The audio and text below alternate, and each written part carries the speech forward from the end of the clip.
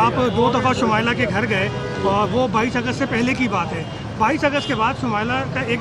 Tweet بھی جو ہے منظر عام پر ہے جس میں انہوں نے کہا کہ مجھے کینسر سے لڑنے کے لیے تنا چھوڑ دیا گیا اور کوئی ان کو نہیں پوچھا. 22 اگست کے بعد بھی کئی رہنماؤں نے پاکستان سے دعوے کیے تھے کہ ہم ان کا خیال رکھیں گے, لیکن وہ بیک فٹ پہ چلے گئے. آج آپ ان کی تعلیمی اخراجات کے لیے بات کر رہے ہیں, چلیں اچھی بات ہے, آپ ایک قدم آگے آ رہے ہیں, لیکن آپ کہہ رہے ہیں تمام رہنما موجود ہیں, تو خالد مقبول صدیقی صاحب کا ہے. دیکھیں, سب سے پہلی بات تو یہ کہ میں نے اپنی ساری گفتگو میں جو میری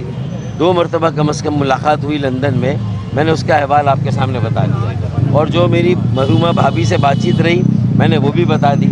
اور اس میں جو ان کو جو کچھ ہم نے جو ہمارے بس میں ہو سکتا تھا, جو ہماری بساط میں ہو سکتا تھا, میں نے آپ کے سامنے ساری بات رکھی. میں نے کوئی چیز آپ سے ڈھکی چھپی نہیں رکھی ہے. تو میرے خیال میں اس سوال کی گنجائش پھر میرے خیال میں بنتی نہیں ہے. انہوں نے جس سیاق و سباق میں بات کی, ان کی جو توقعات تھیں اس پر یقیناً بہت سارے لوگ نہیں پورے اتر سکے ہوں گے. اللہ تعالیٰ ان کے خانوادے, ان کے بچوں کو بھی اتنی ہمت دے کہ جن سے اگر ایسی کوتاہیاں ہوئی ہیں تو انہیں بھی وہ درگزر کریں, معاف کریں, اور ایک عظیم ماں باپ کے عظیم فرزند ہونے کے ناطے جو ہے وہ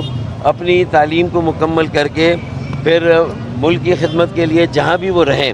انسانیت کی خدمت کریں, انسانیت کے احترام کو اور وقار کو جو ہے وہ ہمیشہ سر بلند رکھے اور اپنے ماں باپ کے نقش قدم پر چلے. وہ عظیم ماں باپ تھے میرے خیال میں. اور باقی جو آپ نے بات پوچھی, میرے خیال میں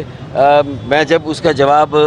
میں معلوم کر لوں گا, میرے علم میں تھا کہ ان کا بھی آنے کا تھا, اور